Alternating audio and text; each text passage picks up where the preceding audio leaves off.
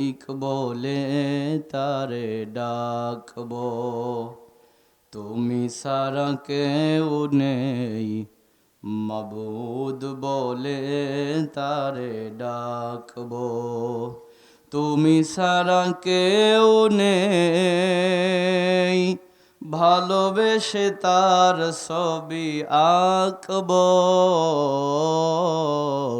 তুমি ছাড়া কেউ নেই মালিক বলে তারে ডাকবো, তুমি ছাড়া কেউ নেই মাবুদ বলে তারে ডাকবো। তাই তো সারাক্ষণ ডাকি তোমারে, ভালোবেসে কাছে টেনে নাও আমারে, তাই তো সারাক্ষণ ডাকি তোমারে, ভালোবেসে কাছে টেনে নাও আমারে, এমনের গহীনে আছো তুমি, এমনের গহীনে আছো তুমি, ভালোবেসে চিরদিন রাখবো,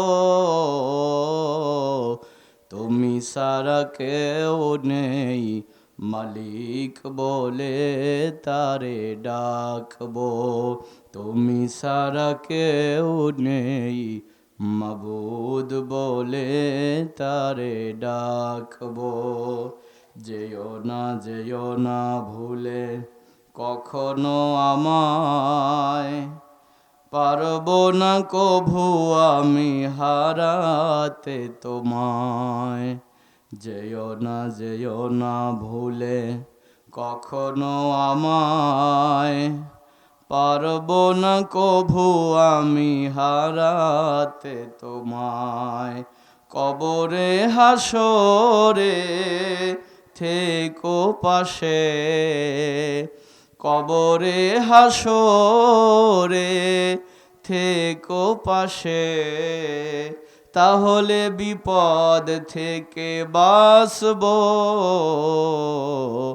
তুমি ছাড়া কেউ নেই মাবুদ বলে তারে ডাকবো, তুমি ছাড়া কেউ নেই মালিক বলে তারে ডাকবো, তুমি ছাড়া কেউ নেই ভালোবেসে তার ছবি আঁকবো, তুমি ছাড়া কেউ নেই মাবুদ বলে তারে ডাকবো, তুমি ছাড়া কেউ নেই মালিক বলে তারে ডাকবো।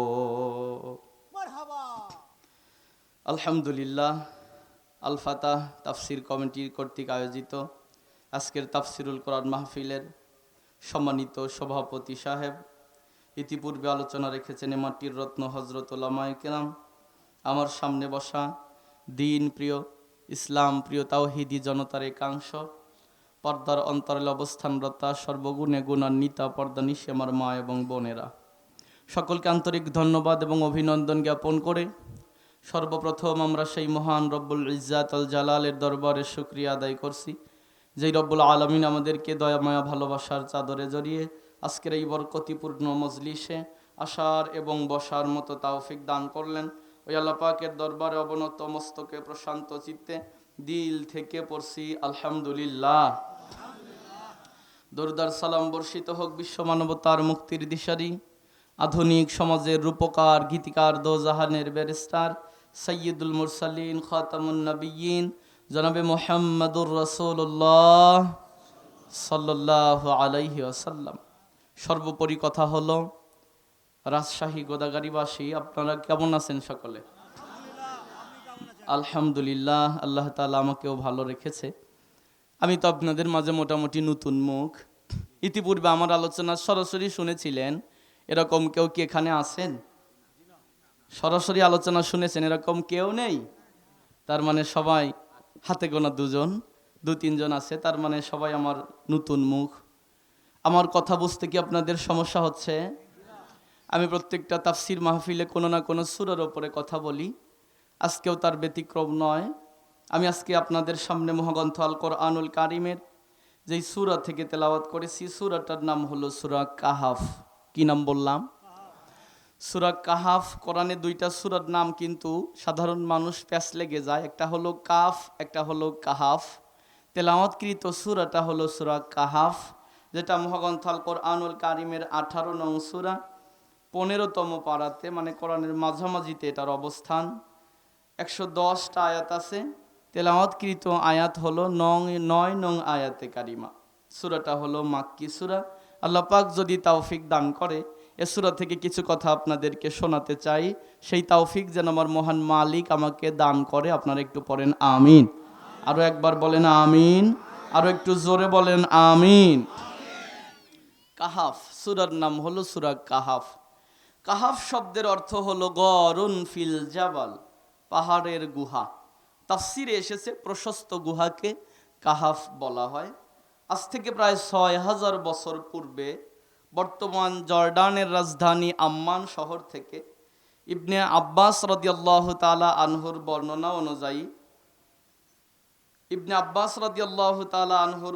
অনুযায়ী মানজালুস নামক পাহাড়ের হাইজুম নামক গুহাতে কিছু সংখ্যক ইমানদার ব্যক্তিদের ওপরে এক মর্মান্তিক ঘটনার অবতারণা ঘটেছিল, যেই ঘটনাকে কেন্দ্র করে আল্লাহ পাক এই সূরাটিকে নাজিল করেছিলেন। এজন্য সূরাটার নাম হলো সূরা কাহাফ, পাহাড়ের গুহার সূরা। এই সূরাটার অনন্য বৈশিষ্ট্য হলো কোরআনুল কারিমের 5টা সূরা আছে, যেই সূরাগুলো শুরু হয়েছে আলহামদুলিল্লাহ দ্বারা। এর মধ্যে একটা হলো সূরা ফাতিহা, যেই সূরাটা শুরু হয়েছে আলহামদুলিল্লাহি রাব্বিল আলামিন। আর একটা হলো সূরাতুল আনআম, এই সূরাটা আলহামদুলিল্লাহ দ্বারা শুরু হয়েছে। আর একটা হলো সূরাতুল কাহাফ, যে সূরা আমি পড়েছি, এই সূরাটাও আলহামদুলিল্লাহ দ্বারা শুরু হয়েছে। 4 নম্বর হলো সূরাতুস সাবা, এটাও আলহামদুলিল্লাহ দ্বারা শুরু হয়েছে। 5 নম্বর হলো সূরাতুল ফাতির, এই সূরাটাও আলহামদুলিল্লাহ দ্বারা শুরু হয়েছে। পূর্বের সূরার সাথে এই সূরার সম্পর্ক কি? তাফসির বুঝতে গেলে কয়েকটা বিষয় বুঝতে হয়। আগের সূরার সাথে এই সূরার সম্পর্ক কি? সূরা ফাতিহার পরে সূরা বাকারা, এই সিরিয়ালটা আল্লাহর রাসূল করেন নাই, সাহাবায়ে কেরাম করেন নাই। এই সিরিয়ালটা স্বয়ং করে দিয়েছেন কে? আর একটু জোরে বলেন আল্লাহ। তাহলে সূরা কাহাফের পূর্বের সূরা কি? আমরা জানি সূরা বনি ইসরাইল। সূরা বনি ইসরাইলের পরে সূরা কাহাফ আল্লাহ পাক কেন দিলেন? কেন কাহাফের আগে সূরা বনি ইসরাইল দিলেন? মুফাসসিরগণ কয়েকটা ব্যাখ্যা করেছেন। এর মধ্যে একটা ব্যাখ্যা হলো, আমরা যখন নামাজে সালাম ফিরাই, সময় পেলে আমরা প্রথমে 33 বার কি পড়ি? আপনারা পড়েন না? 33 বার কি পড়েন? সুবহানাল্লাহ। তারপরে 33 বার কি পড়ি? আলহামদুলিল্লাহ, তাই না? সূরা বনি ইসরাইল সূরা কাহাফের আগের সূরা, এই সূরাটা শুরু হয়েছে সুবহানাল্লাহ দ্বারা।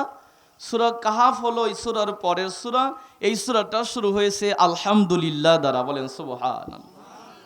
মানে সূরা বনি ইসরাইল শুরু হয়েছে হলো তাসবিহ দ্বারা, সূরা কাহাফ শুরু হয়েছে তাহমিদ দ্বারা। সূরা কাহাফ কেন নাজিল হলো? শানে নুজুল আমরা শুনি। কোরআন বন্ধ করার জন্য মক্কার কাফেরেরা 2 জন কাফেরকে মদিনার ইহুদিদের কাছে পাঠালো, ইয়াসরিবের ইহুদিদের কাছে পাঠালো। তারা আসলো, 2 জন কাফের আসলো, একজন হলো নজর ইবনে হারেস আর একজন হলো উতবা ইবনে আবি মুঈত। তারা মদিনার ইহুদিদের কাছে এসে বলল, আমাদেরকে বাঁচাও। মদিনার ইহুদিরা বলল, কেন, কি হয়েছে? বলল, আমাদের ঘরের ছেলে মুহাম্মদ, সে আবার নিজেকে নবী দাবি করে, আর আমাদের ছেলে মেয়েগুলো খায় দায় আমাদের ঘরে, আর মিছিল করে যায় মুহাম্মদের পক্ষে। সুবহানাল্লাহ বলে। এভাবে যদি চলতে থাকে, নেতৃত্ব কর্তৃত্ব কিছুই থাকবে না, সব মুহাম্মদের হাতে চলে যাবে।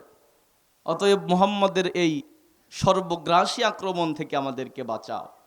মদিনার ইহুদিরা বলল যে দেখো, মুহাম্মদ যদি সত্য নবী হয় তাহলে মদিনার কয়েকজন ইহুদি কেন, তামাম পৃথিবীর সব ইহুদিদেরকে তোমরা যদি একত্রিত করে তাবিজ বানায়া গলায় ঝুলায়াও রাখো, তাও মুহাম্মদের এই দাওয়াতি কার্যক্রম বন্ধ করতে পারবে না। তারা বলল যে মুহাম্মদ যে নবী কিনা এটাই তো আমাদের বিশ্বাস হয় না। বলে যে কথা এবার এটা নবী কিনা এটা বোঝার জন্য আমরা 3টা ট্যাবলেট দেই, আগে প্রয়োগ করো তারপরে প্রতিক্রিয়া দেখো। 3টা প্রশ্ন করবে মুহাম্মদের কাছে, যদি দেখো জবাব দিতে পারে তোমরা দেরি করিও না, কালেমা পড়ে মুসলমান হয়ে যেও। সুবহানাল্লাহ বললেন না যে? বলে ঠিক আছে, বলো 3টা প্রশ্ন। প্রথম নম্বর প্রশ্ন করবে রূহ কি, রূহের তাৎপর্য কি। দ্বিতীয় নম্বর প্রশ্ন করবে সেই বিস্ময়কর যুবক কারা যাদের ঘটনা অত্যন্ত হৃদয় বিদারক। তৃতীয় প্রশ্ন করবে সেই মহান ব্যক্তিকে যে সমস্ত পৃথিবীটা পরিভ্রমণ করেছিল। এই জবাবগুলো একমাত্র নবী রাসূল ছাড়া কেউ দিতে পারবে না। কারণ হলো ইহুদিরা তাওরাত, জাবুর, ইনজিলের পণ্ডিত ছিল, এরা এগুলো পড়ে পড়ে জেনেছে যে আল্লাহ যাদেরকে নবী বানায় তাদেরকে পূর্বের সব কথা শিখিয়ে দেয়। সুবহানাল্লাহ। তাহলে সে যদি নবী হয় জবাব দিতে পারবে, আর যদি দেখো যে জবাব দিতে পারলো না তাহলে তার আস্থানাকে ঘুরিয়ে দিও, উড়িয়ে দিও। কাফেরেরা খুশি মনে ফিরে আসলো মক্কাতে। আল্লাহর হাবিবের কাছে এসে বলল, মুহাম্মদ তুমি তো 40 বছর পর্যন্ত সকলের সুখের সুরমা ছিলা, মাথার তাজ ছিলা, কোনো বিরোধিতা ছিল না, এখন অযথা বিরোধিতা আমরা করতে চাই না। 3টা প্রশ্ন করব, জবাব যদি দাও কালেমা পড়ে মুসলমান হয়ে যাব। প্রথম নম্বর প্রশ্ন হলো রূহ কি। দ্বিতীয় নম্বর প্রশ্ন সেই বিস্ময়কর যুবক কারা যাদের ঘটনা অত্যন্ত হৃদয় বিদারক। তৃতীয় নম্বর প্রশ্ন সেই মহান ব্যক্তিকে যে সমস্ত পৃথিবী পরিভ্রমণ করেছে। রাসূল আকরাম সাল্লাল্লাহু আলাইহি ওয়াসাল্লাম সাধারণতই প্রতিদিনের ন্যায় কথা বলতেছে তাদের সাথে। এক পর্যায়ে অ্যাবসেন্ট মাইন্ডে উনি বলে ফেললেন, ঠিক আছে তোমাদের প্রশ্নের জবাব আগামীকাল দিয়ে দেব।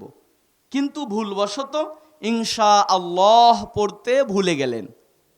পরের দিন জিবরাইল আমিন আসে নাই। 1 দিন যায়, 2 দিন যায়, 7 দিন যায়। কাফেরেরা কি হাসতেছে না কাঁদতেছে? কথা বলেন, কি পরিমাণ হাসাহাসি করতেছে। সকাল বিকাল এসে তাফালিং করে, কি প্রশ্নের জবাব দাও না কেন। এক পর্যায়ে 14 দিন চলে গেছে। তাফসিরে রুহুল মায়ানিতে এসেছে 15 দিন অতিক্রম হওয়ার পরে কাফেরেরা এসে বলতেছে, মুহাম্মদ 3টা প্রশ্নের জবাব দিতে যদি 15 দিন লাগে, প্রশ্ন তো আরো আছে।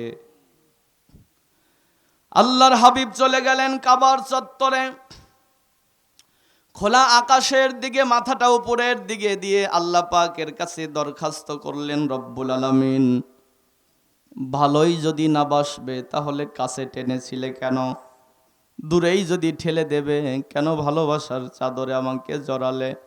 আয় আল্লাহ, ওরা আমার কাছে প্রশ্নের জবাব চায়, আমি তো জেনেছিলাম প্রতিদিন জিবরাইল আমিন আসে জবাব আমাকে জানিয়ে দিবে আর আমি বলে দেব, কিন্তু ওরা তো প্রশ্নের জবাব চাচ্ছে, জিবরাইল আমিন তো আসে না, আমি জবাবও দিতে পারি না।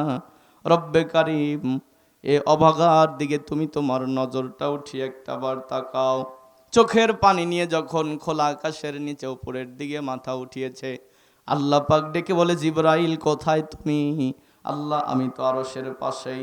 যাও জিবরাইল যাও, আমার বন্ধুর কাছে চলে যাও, একসাথে 110 আয়াত বিশিষ্ট সূরা সূরা কাহাফ আমার বন্ধুর ওপরে নাজিল করে দিয়ে এসো। জিবরাইল আমিন চলে আসলেন, সূরা কাহাফ নাজিল হয়ে গেল। আল্লাহর হাবিব ডাক দিয়ে বলে, জিবরাইল ভাই আসতে বড় দেরি হয়ে গেছে, ওরা তো আমাকে খুঁচিয়ে খুঁচিয়ে কথা বলেছে, বড় ব্যথা পেয়েছি আমি। জিবরাইল আমিন ডেকে বলে, ইয়া রাসূলুল্লাহ, আল্লাহ পাক আপনাকে সান্ত্বনা দেওয়ার জন্য একটা পুরস্কারও এখানে দিয়েছে। ওগো নবীজি, সাধারণত সূরা নিয়ে আসে আমি একা অথবা 2-1 ফেরেশতা সাথে থাকে, আজকে সূরা কাহাফ নিয়ে আমি আপনার সামনে এসেছি।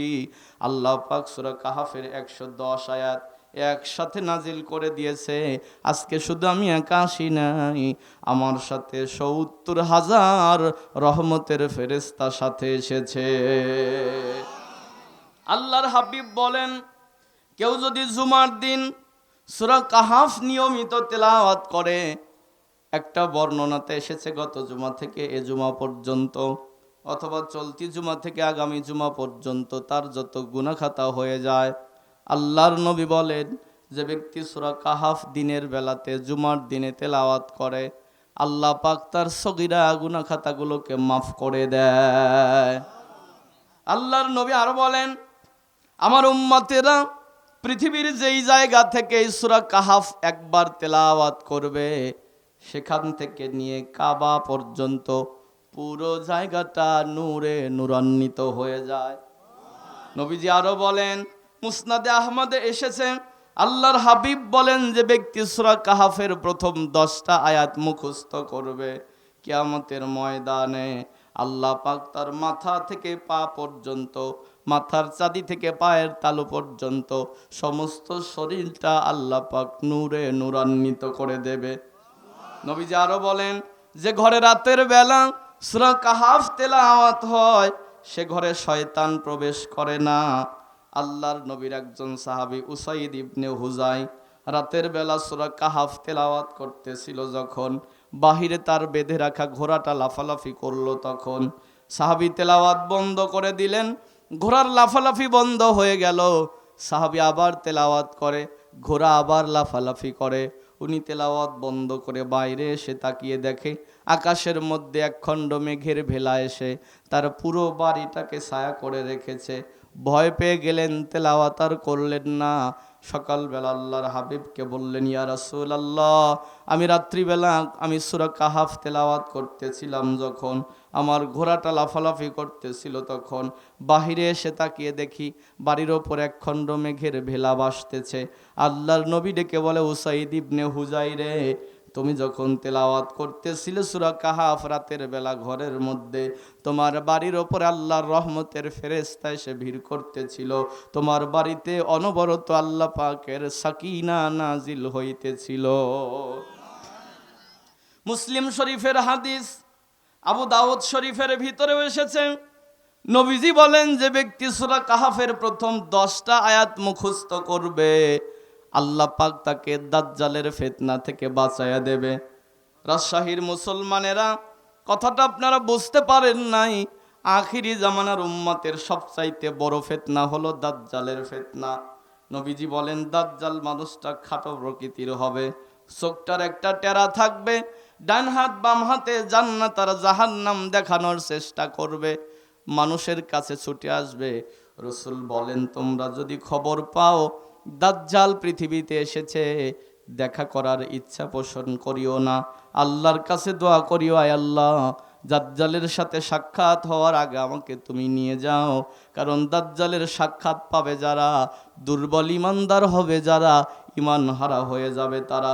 নবীজি বলেন, দাজ্জালের কণ্ঠটা এত সুলায়িত হবে, দাজ্জাল আজকের বিজ্ঞান বলেছে 6 স্কেলে কথা বলবে। রাসূল বলেছিলেন, আজকের পৃথিবীর যত মানুষেরা যত কণ্ঠ দিয়ে কথা বলে, নাক 1 আর নাক 2 পর্যন্ত কণ্ঠের স্কেল ওঠে, কিন্তু দাজ্জালের কণ্ঠটা নাক 6 পর্যন্ত উঠবে।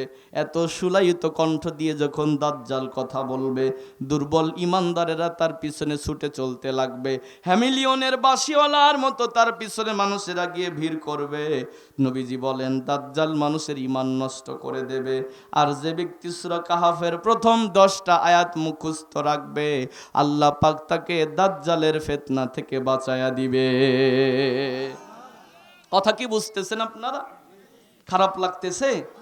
তাফসীর বুঝতে গেলে কয়েকটা মিনিট নীরব নিথর নিস্তব্ধ হয়ে তাকিয়ে থাকতে হবে, তারপরে আপনি বুঝতে পারবেন। আল্লাহর হাবিব জিবরাইল আমিনকে ডেকে বললেন, জিবরাইল ভাই, আসতে বড় দেরি হয়ে গেছে। কেন দেরি হয়ে গেল? জিবরাইল আমিন ডেকে বলে, ইয়া রাসূলুল্লাহ, আপনাকে আল্লাহ পাক শিক্ষা দেওয়ার জন্য আজকে আমাকে পাঠাতে 15 দিন ওহী নাজিল বন্ধ ছিল। কেন ওহী নাজিল বন্ধ রইল? আল্লাহর জিবরাইল আমিন ডেকে বলে, ইয়া রাসূলুল্লাহ, আপনি যখন কথা বলতেছিলেন আপনার কথার সাথে ইনশাআল্লাহ আপনি বলতে ভুলে গিয়েছিলেন। ওয়ালা তাকুলান্না লিশাইইন ইন্নী ফাইলু যালিকা গাদা। যখন আপনি আগামীকালের কোনো কাজ করবেন বলে ইচ্ছা পোষণ করবেন, 1 ন্যানো সেকেন্ড আগেও কোনো কাজ করবেন বলে ইচ্ছা পোষণ করবেন, আপনি তখন পড়ে নেবেন ইল্লা আইয়াশা আল্লাহ, অবশ্যই পড়ে নেবেন ইনশা আল্লাহ। কি পড়ব? জোরে বলেন, কি পড়ব? যদি হঠাৎ করে ইনশা আল্লাহ বলতে ভুলে যাই তাহলে কি হবে? আল্লাহ পাক সে কথাটাও বলে দিয়েছেন, ওয়াজকুর রব্বাকা ইযা নাসিতা ওয়া কুল আসা আইয়াহদিয়ানি রব্বি লিআকরাবা মিন হাযা রশাদা। আপনি যদি কোনো কাজ করতে ইনশা আল্লাহ পড়তে ভুলে যান, যখনই মনে পড়বে তখনই পড়ে নেবেন ইনশা আল্লাহ। বুঝেছেন কথা? এবার চলে গেলাম কাম টু মেইন পয়েন্ট, আসল কথার দিকে। কাফেরেরা প্রশ্ন করেছিল কয়টা? প্রথম প্রশ্ন হলো রূহ কি, রূহের তাৎপর্য কি? আল্লাহ পাক এই প্রশ্নের জবাব দিয়েছে সূরা বনী ইসরাঈলে। ওটা আমাদের আলোচনার বিষয় নয়, সংক্ষেপে বলি। আল্লাহ বলেছেন, হে রাসূল, ওরা আপনাকে জিজ্ঞেস করে রূহ কি, আপনি বলেন উলির রূহ মিন আমরি রব্বিহিম। রূহ হলো that is the order of Allah, এটা হলো আল্লাহ পাকের একটা নির্দেশ, ওটা আমাদের আলোচ্য বিষয় নয়। দ্বিতীয় প্রশ্ন করেছিল সেই যুবক কারা যাদের ঘটনা অত্যন্ত হৃদয়ে বিদারক, এই যুবকদের ঘটনা আমরা শুনব ইনশাআল্লাহ। দেশের নাম জর্ডান, বাদশার নাম দাকিয়ানুস, বৈশিষ্ট্য তার 3টা। জোরে বলেন কয়টা? প্রথম নাম্বার জালেম, দ্বিতীয় নাম্বার নিষ্ঠুর, তৃতীয় নাম্বার মূর্তি পূজক। তাফসিরে নোট করে লেখা আছে, পৃথিবীতে যত স্বৈর শাসক এসেছে তাদের 3টা প্রধান বৈশিষ্ট্য ছিল। 1 নম্বর, তারা মারাত্মক আকারের জালেম হয়েছে। কি পরিমাণ জালেম হলে ফেরাউন মুসা আলাইহিস সালামকে পৃথিবীতে আসতে দেবে না, এজন্য কোটি কোটি শিশুকে হত্যা করেছিল। কি পরিমাণ জালেম হলে নমরুদ জীবন্ত ইব্রাহিমকে আগুনে জ্বালানোর নির্দেশ দিতে পারে।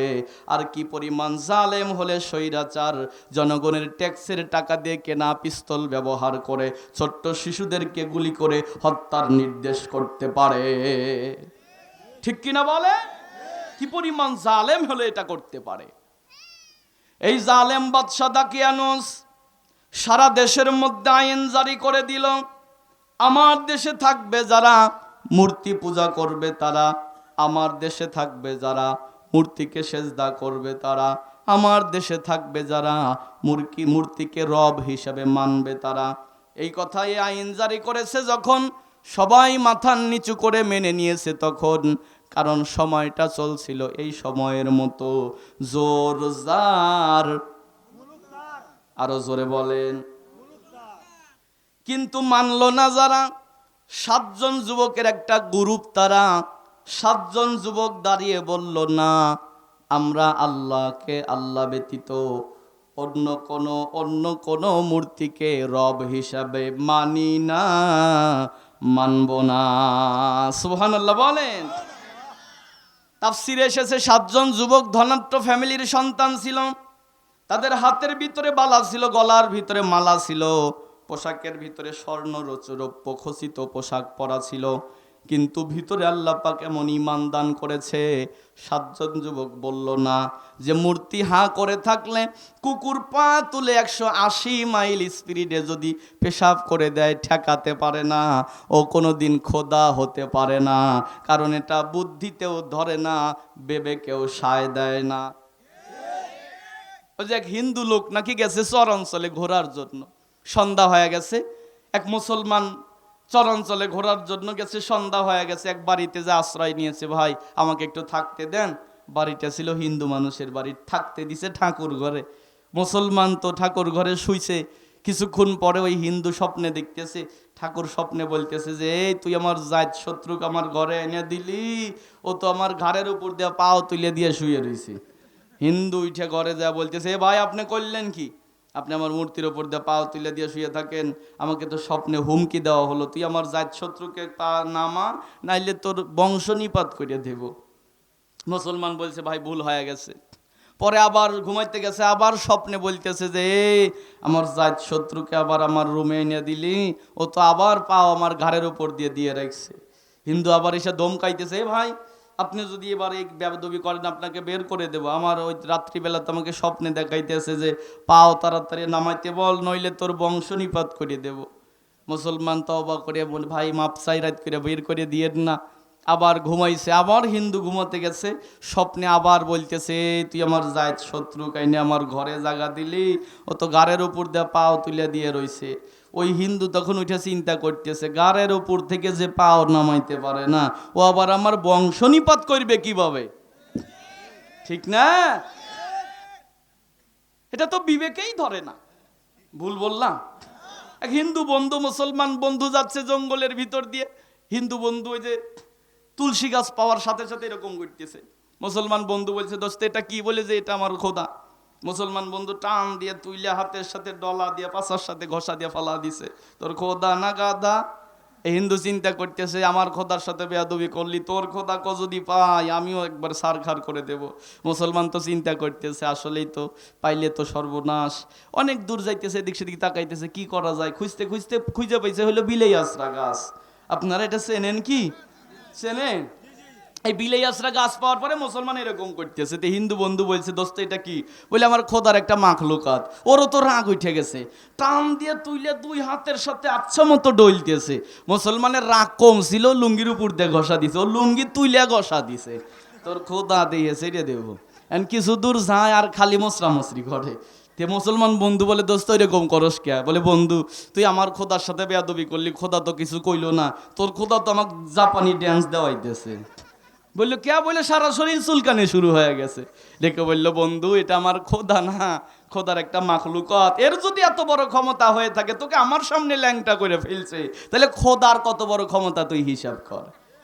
ঠিক না?